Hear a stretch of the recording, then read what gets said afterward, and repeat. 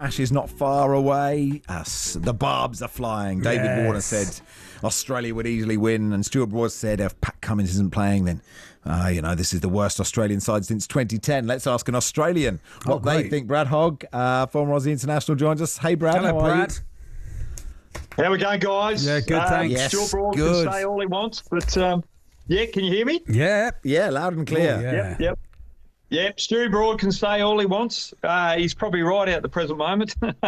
We are struggling for a top three. We don't know where we're going to back Green. Is Webster going to play at 6?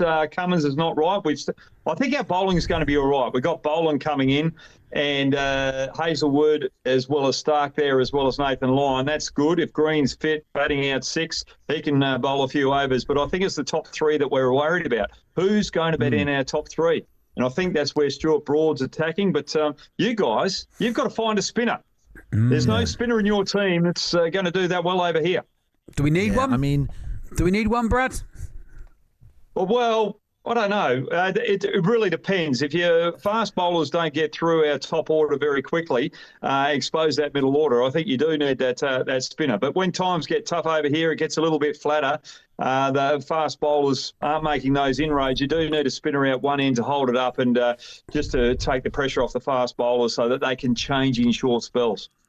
Do you think Stuart Broad would have said this if he hadn't retired and was still part of the team? Yeah. I don't think he would have said it if he was playing. So he's put pressure on his younger counterparts right now. But look, at the end of the day, it's great, isn't it, for Test cricket to have that little bit of argy-bargy. David Warner's come out and said something as well. So we just need Glenn McGrath to come out and say that Australia are going to win 5-0. Yeah, I mean, we need England to really turn up early, don't we? Because like the last series, in Australia, you basically won after the first ball when Mitchell Starc got Rory Burns, and we were a bit like, okay, this one, we're not going to stay up all night for this every night. Because we want it to be close, right? I mean, obviously, we want England to win, you want Australia to win, but it'd be so great to get to Sydney 2-2, wouldn't it? Yeah, definitely. I think especially after the Indian-England series that we've just seen, where India fought back in the out the back end of that Test series, it just shows how good Test cricket is, especially with the top 3. That's India, Australia and England. So we need England to come over and really put pressure on Australia, make it close. Whether it's 2-1, 2-3, 3-2, whichever way it goes, it doesn't really matter, just as long as we get entertainment.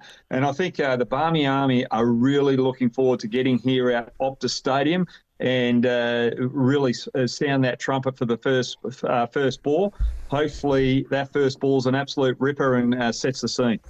A lot of talk about Joe Root not having an Ashes century to his name. Do you think that will come into play? Do you think they'll try and, the longer it goes on, if he doesn't get one in the first innings of the first test, do you think they'll try and play on that, Brad?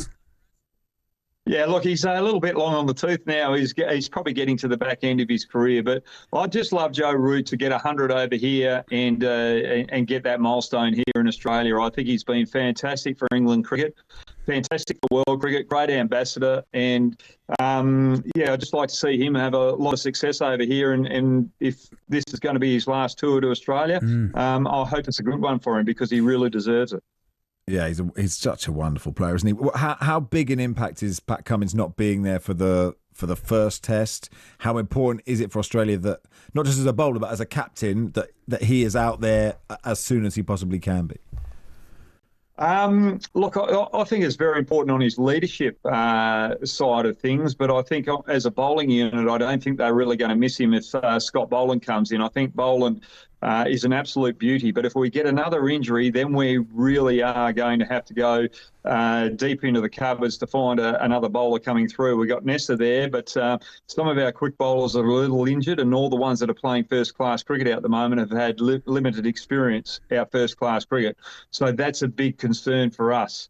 And also our top order. But Steve Smith will probably take over the captaincy, and I think he's probably got one of the smartest brains going around in world cricket. So I think on a leadership perspective, we probably won't lose too much from Pat Cummins.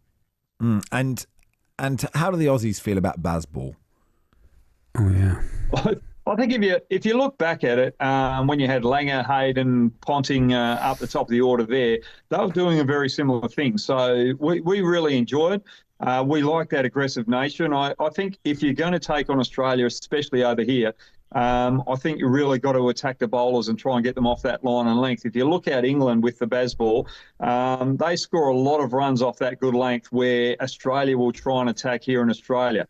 And if it comes off and they continue to get those high averages off that good length, Australia are going to have to find different lengths to bowl, and that's where England can really capitalise.